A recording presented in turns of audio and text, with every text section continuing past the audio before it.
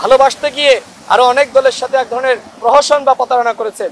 সেই জায়গায় আমাদের হাতে একমাত্র অপশন সাবেক প্রধানমন্ত্রী বেগম খালেদা জিয়া।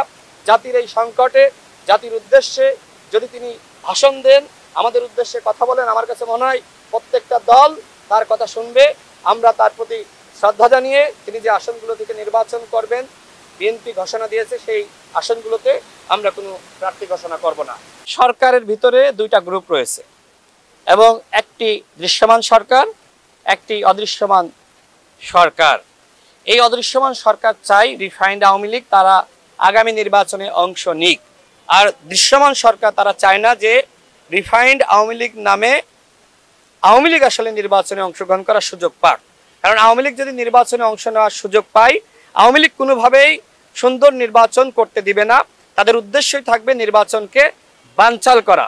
আর এই জন্য আমরা সেই অদৃশ্য সরকারের উদ্দেশ্যে আমরা হুঁশিয়ারি উচ্চারণ করছি যে আপনারা যদি আসলে পরিবেশ ঘোলাটে করে নির্বাচন বানচালে চক্রান্ত করেন, জনগণ কিন্তু যেমনিভাবে রাজপথে নেমে এসেছিল আবারও রাজপথে নামবে।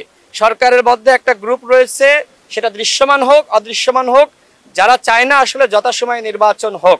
কারণ যথাসময়ে নির্বাচন হয়ে গেলে এই বাংলাদেশে আওয়ামী লীগ, জাতীয় পার্টি বা ফ্যাসিবাদের দোসর আর ফিরতে পারবে না। যদি যথাসময়ে নির্বাচন না হয়, সেক্ষেত্রে আরেকটি ১-১১ সংগঠিত হবে এবং আওয়ামী লীগের হাতে একটি মাত্র অপশন হলো যে ১-১১-এর মাধ্যমে ফিরে আসা, দ্বিতীয় কোনো অপশন নাই। এই জন্য আওয়ামী লীগ চাচ্ছে আরেকটি ১-১১। আমরা কি করব? আমি এই জন্য বলছি যে আমাদের ভিতরে মত পার্থক্য থাকতে পারে, আমাদের ভিতরে আদর্শিক পার্থক্য থাকতে পারে, কিন্তু ওই আওয়ামী ফ্যাসিবাদ এবং ভারতীয় আধিপত্যবাদের বিরুদ্ধে আমাদের এক এবং একতাবদ্ধ থাকতে হবে। এক থেকে আগামী 13 নভেম্বর যাতে আওয়ামী লীগ মাঠে নামতে না পারে, সেই জন্য আমাদের সকল দলকে একসাথে অবশ্যই প্রস্তুতি গ্রহণ করতে হবে।